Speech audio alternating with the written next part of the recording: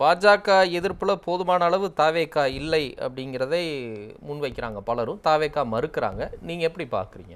பிரியன் கருத்து நான் அப்படியே ஏற்றுக்கொள்கிறேன். அதாவது நான் 67 இருந்து சட்டமன்ற நிகழ்வுகளை படித்தும் கேட்டும் பார்த்தும் வருகிறேன்.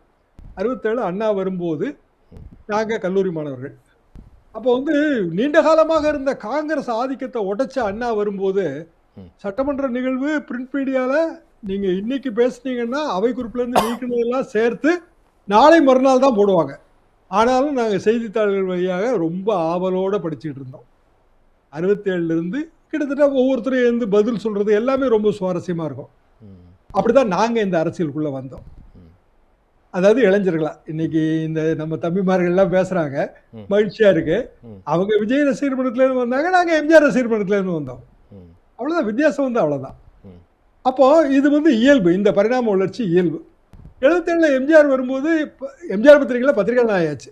ஸோ அந்த நிகழ்ச்சிகளை கவர் பண்ணும்போதும் இதே மாதிரி தான். அவங்க புதுசாக தான் இருப்பாங்க. 77 இருந்த மந்திரிகள், இன்னும் எம்எல்ஏக்கள் எல்லாரும் புதுசு. திமுக கலைஞர் எல்லாம் பெரிய அனுபவசாலிகள். அவங்க பேச்சுக்கு ஈடு கொடுக்கலாம் தயங்குவாங்க, தவறுவாங்க. ஆனால் போக போக சரி பண்ணிட்டே வந்தாங்க. இப்போ கிட்டத்தட்ட அதே மாதிரி தான் இது ரிப்பீட் ஆகுது.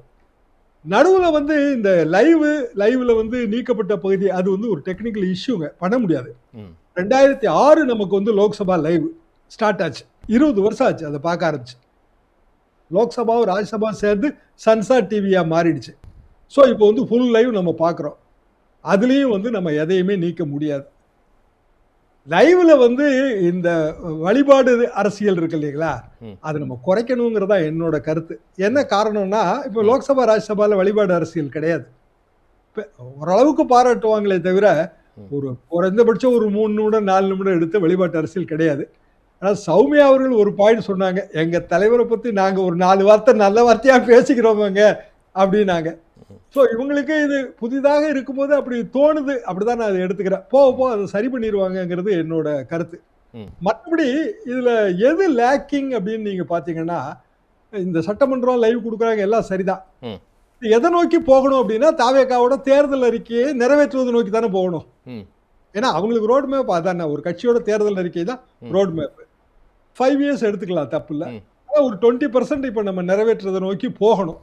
கையில் இருக்கிறது இப்போ கிட்டத்தட்ட ஆகஸ்ட் வந்துட்டோம். அப்போ மானிய கோரிக்கைகள் மீதான விவாதம் வரும்போது தான் இவங்களோட ரியலாக இதை எப்படி ஹேண்டில் பண்ண போறாங்கன்னு நமக்கு தெரியும். ரொம்ப சாமர்த்தியமா 3 தீர்மானங்களை கொண்டு வரது மூலமாகவே நாளை வரைக்கும் கடத்தியாச்சு. இப்போ வியாழக்கிழமையில இருந்து நமக்கு சட்டமன்றம் கிடையாதுன்னு நினைக்கிறேன் ஷெடியூல்ல. அப்புறம் வியாழன், வெள்ளி, சனி, ஞாயிறு கிடையாது, திருப்பி திங்கள். அப்போ சட்டமன்ற பட்ஜெட் கூட்டத்தொடரோட ஒரு பெரும்பகுதியை இப்போ நம்ம தாண்டி வந்துட்டோம். ஆனா அந்த தாண்டி வந்த பகுதியிலிருந்து நமக்கு கிடைத்தது என்ன அப்படின்னு பார்த்தா எதுவுமே கிடைக்கல. சட்டமன்றங்கிறது ஒரு நிமிடத்துக்கு இவ்வளவுன்னு செலவாகிற ஒரு விஷயம், எதுவுமே கிடைக்கல. ஆனா மக்களவையை விட ராஜ்யசபாவோட இது பெட்டர். ஏன்னா அங்க அவையே நடக்கல, இங்க குறைந்தபட்சம் அவை நடக்குது, அவையோட விவாதங்கள் வருது. அந்த விவாதங்கள் மூலமாக நம்ம பல விஷயங்களை மக்களுக்கு ஒரு அரசியல் பயிற்சி, எங்களுக்கு பத்திரிகை மூலமாக நாங்க கல்லூரி நாட்களில் பெற்ற பயிற்சி இவங்க காட்சி மூலமாக கிடைக்குது. அது சரிதான். அடுத்த கட்டமா என்ன செய்யணும், இந்த கேள்வியை தான் நம்ம சஜஷனா வைக்கணும். 1 10 to 5 ஷெடியூல் பண்ணி நடுவுல கண்டிப்பாக நீங்க உணவு இடைவேளை விடுங்க. நிறைய மாநிலங்கள்ல அது இருக்கு, அதே மாதிரி லோக்சபா ராஜ்யசபால இருக்கு.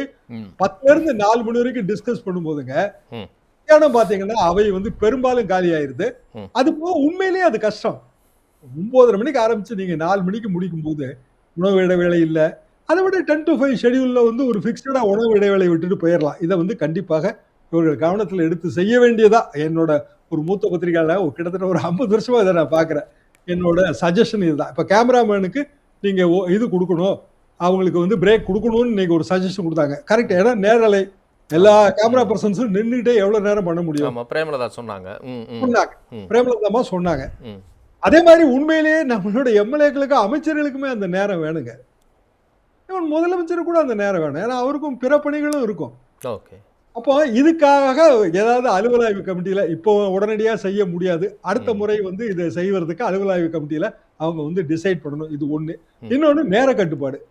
இப்போ இடையூறுகள் சபாநாயகரே அதை அலோவ் பண்றாரு, அது அவரோட உரிமை தாங்க, அந்த அதிகாரத்தில் நம்ம தலையிட முடியாது. ஆனா இடையூறுகள் வரும்போது ஒரு உறுப்பினர் பேச எழுந்திருத்து அவர் முடிக்கும் போது கிட்டத்தட்ட 45 நிமிஷம் 50 நிமிஷம் கூட ஆகுது. எவ்வளவு நேரம் தான் பேசினாருன்னு பார்த்தா இடையூறுகளுக்கு மிக அதிகமான நேரம் ஆகுது. குறுக்கிடல்களுக்கு ரொம்ப நேரம் ஆகுது.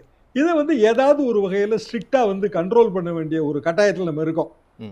அப்பதான் வந்து எல்லாரும் பேச முடியும். இப்ப நம்ம வந்து டீலிமிட்டேஷன்ல என்ன மைனஸ் பாயிண்ட் சொல்றோம், பேசுறதுக்கே நேரம் கிடைக்காதுங்களே அப்படின்றோம். ஆமா. எம்பியை கூட்டிட்டீங்கன்னா பேசவே நேரம் கிடைக்காது. அதுக்கான எளிதான வழி என்னங்க, லோக்சபாவோட நாட்களை கூட்டுவது. நம்ம சட்டமன்ற நாட்களையும் நம்ம கூட்ட வேண்டிய ஒரு கட்டாயத்தில் இருக்கிறோம். ஆண்டுக்கு 150 நாள் நடக்கணுங்க, அது நியாயமா. நாங்க பிரிண்ட் மீடியாவில் இருக்கும்போது ரொம்ப நாள் நடக்குங்க. நமக்கும் நல்ல பயிற்சியா இருக்கும், எம்எல்ஏக்களுக்கும் மினிஸ்டர்களுக்கும் நல்ல பயிற்சியா இருக்கும். இப்படியான சில பாசிட்டிவ் ஸ்டெப்ஸ் எடுத்தா இது பெட்டரா இருக்குங்கிறது என்னோட பார்வை. சரி.